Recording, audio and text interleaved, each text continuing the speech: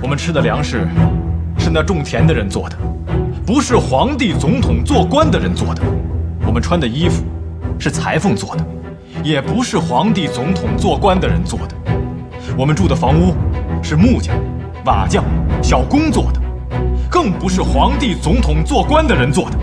我们做的各种车船是木匠、铁匠、漆匠做的，还有许多机器匠、驾船工人、掌车工人、水手、搬运工人等等。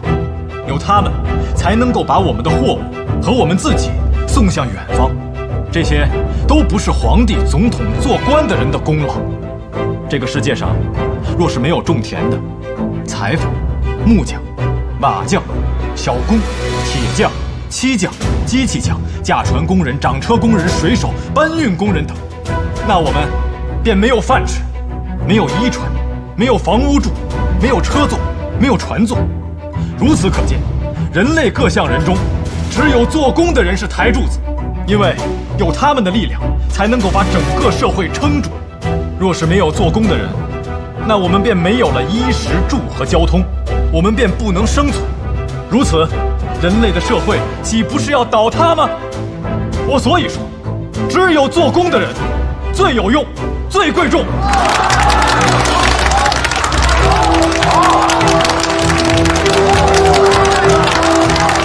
劳工万岁！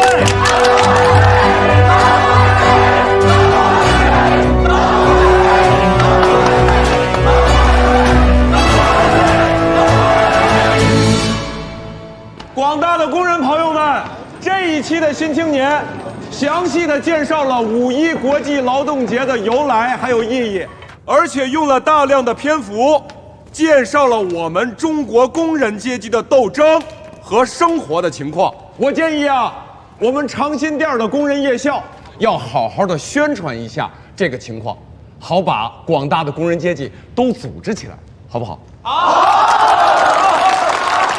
哎，大家安静一下。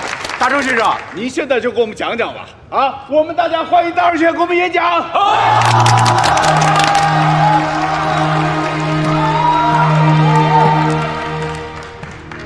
好，那么我就给大家讲一讲5·1国际劳动节的由来，好吗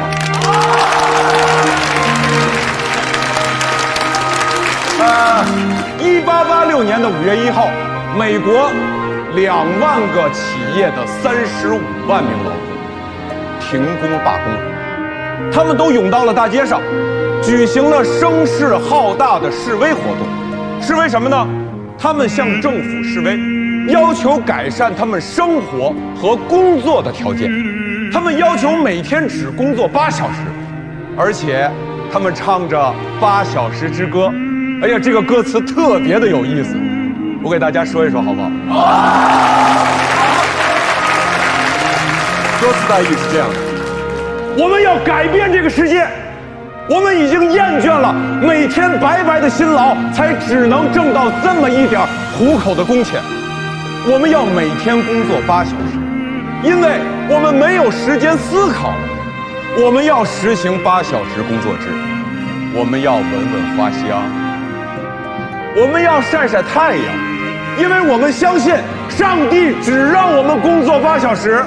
我们从船坞、车间、工厂召集了我们的队伍，我们争取8小时工作，8小时休息，另外的8小时留给我们自己。